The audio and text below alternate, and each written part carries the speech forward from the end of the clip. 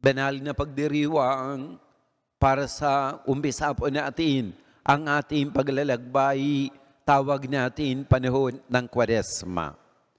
Mamaya tanggapin po natin itong banal na abu sa ating noo. Noong Lunes ng gabi, pagkatapos ng misa, nagsunog po tayo ang dating palaspas na dinala ninyo. Ito mga kapatid, tawag natin itong rito kanong Lunes ng gabi ay sunog sala. Parang ang celebration natin. Minsan, dadaan nila ito sa ating makasalanan. So, sa pamamagitan ng sunog sala, parang sinabi tayo sa lahat, tayo mga kapatid, nagsunog na ang ating mga kasalanan. That is why sinabi ni San Pablo, itong pangalawa na pagbasa na narinig po natin, ang kanyang sulat niya sa mga Korinto, pangalawa na sulat niya sa kanila, Kapitulo 5, versikulo 20.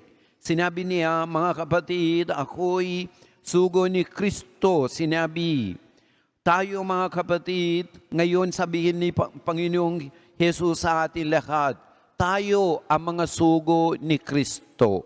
Amen? Amen? Simple lang sinabi, tayo ay sugo ni Kristo. Pero mga kapatid, sa salitang English sabihin niya, ay translation po, we are the ambassadors of Christ. Parang ambassador nga. Ambassador, ibig sabihin mga kapatid, kasama po tayo sa diplomatic corps ng Panginoong Jesus. Mga diplomat po tayo. No po? Isang diplomat, di ba no? Mga ambassadors, sino po? Sigurado mayroon din kayo mga kasama or mga kilala na trabaho sa mga foreign embassies. Sino po? Sila ay mga diplomat sila. Ano ba ito mga diplomat na ginawa nila? Hindi para sa pangsarili nila, para sa kanilang bansa. Tagapagsalita, lahat-lahat. Sino po? Ganun din tayo daw sabihin ni San Pablo. Lahat ng mga salita natin para sa Panginoon, lahat ng mga gawa natin, lahat ng mga kilos natin para sa Panginoon, hindi para sa ating papurihan, lahat para sa Kanya. Amen? Amen? So mga kapatid, itong abong ito, itong ash ni ito mga kapatid, sabihin ng Panginoon Yesus sa atin lahat, itong ash una, it reminds us of our alms giving. Ano ba itong alms giving mga kapatid? Bigay ng pera sa isa't isa? Hindi po. Ito mga kapatid, ating kusang loob na, itong kabutihan loob natin na magbigay ang ating kapatawaran sa isa't isa. Ang ating pagmamahal sa isa't isa. Ating maunawaan sa isa't isa. Sinabi ng Panginoon Jesus, dito sa mahaba na Ebanghelyo, sinabi ng Panginoon, kapag naglilimos kayo, sinabi, itong limos nito mga kapatid, madali lang po tayo kapag hingi. Madali lang po tayo. Pero marami din ang mga tao sa ating buhay na hingi nila ang ating kapatawaran. Hingi nila, hanap nila ang pagmamahal mula sa atin. At hanap din nila ang ating maunawaan. So mga kapatid, itong abong ito mga kapatid, that ash, it stands for letter A, it stands for alms giving. Bigay natin ating sarili sa mga tao, generosity. Amen? Amen? Pangalawa po ay mga kapatid sa ash, letter S. Sino po? Ito mga kapatid ay ang ating mga sakripisyo. Siyempre marami mga sakripisyo. Dahil sa itong araw na ito mga kapatid, meron na tayong ito nag-ayuno fasting nga.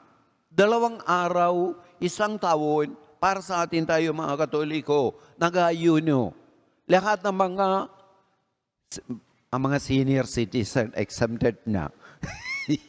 Pero kahit exempted na, bahala tayo. No po, no. 60 years below, tapos 18 years above. Dapat tayo nag-ayuno. Bakit tayo nag-ayuno, mga kapatid? Ito, mga kapatid, ay para sa ating disiplinaan, no?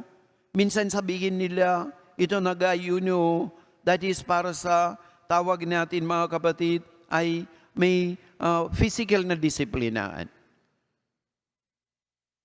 Meron din tawag nila, ito mga hunger strike, no? Meron mga politiko minsan, no?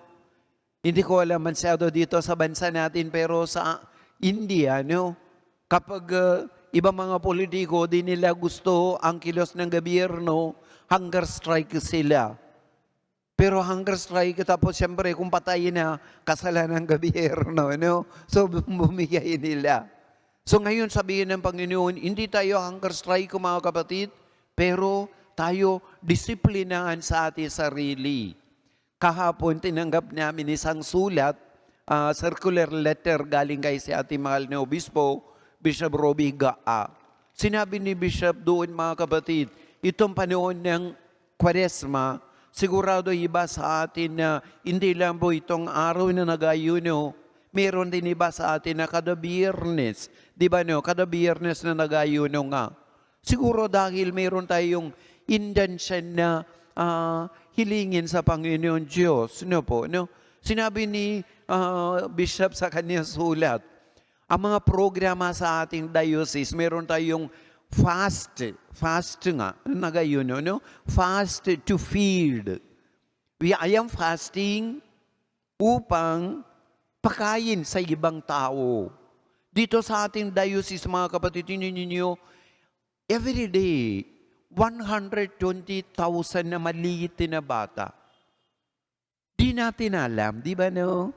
Ang mga magagandang bagay na nangyari sa ating diocese, hindi sila sabihin sa media, di ba no po? Pero marami mga magagandang bagay na ginawa ang ating simbahan sa mga mahihirap na tao.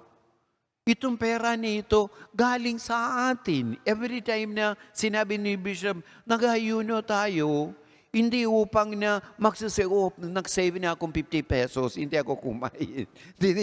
Hindi ganun. Sinabi ni Bishop, itong 50 pesos o 20 pesos na nag-save tayo dahil sa ating nag-ayuno, set aside and give it to the diocese upang ipakain sila sa mga mahihirap na ang mga bata galing sa mga batang kali, galing sa squatter area, etc. etc. So mga kapatid, itong yes na ito, Ash, alms giving nga, generosity nga, pangalawa, yes nga, ito mga kapatid, ang ating sakripisyo. Pangatlo na letra, mga kapatid, ay H na po, Ash. That H stands for holiness. Pagkabanal. Paano tayo maging banal? Siyempre, dagdag tayong spiritual na bagay na po, no? Ang ating panalangin, no po, no? Dahil so sinabi ni Propeta Joel, mga kapatid, dito sa unang pagbasa, no? Sinabi ni Propeta Joel, matime din kayong magsisi at manumbalik sa akin. Sinabi ni Yahweh sa pamamagitan ni Propeta Joel, with your whole heart nga, may timdim na. Sinabi, with your whole heart, return to me, sabihin ng Panginoon. Bakit, mga kapatid? Bakit sinabi niya, return to me with your whole heart? Dahil, mga kapatid, ang Panginoon, He is waiting there like us, like this. Bakit? Gusto niya tayo kapin lahat, mga kapatid. Gusto niya tayong lahat na dalhin sa kanyang puso, kanyang dibdib. So upang tayo, mga kapatid, paghiramdam natin ang kanyang pagmamahal para sa atin. So mga kapatid, itong ating paglalakbay, itong panahon ng Kwaresma, lagi tayo mag-iisip ang ating generosity, no po, no? Ang ating sakripisyo, no po, no? Ang ating pagkabanal.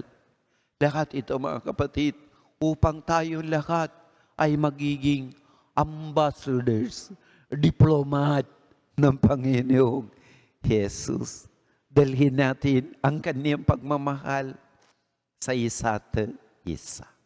Amen?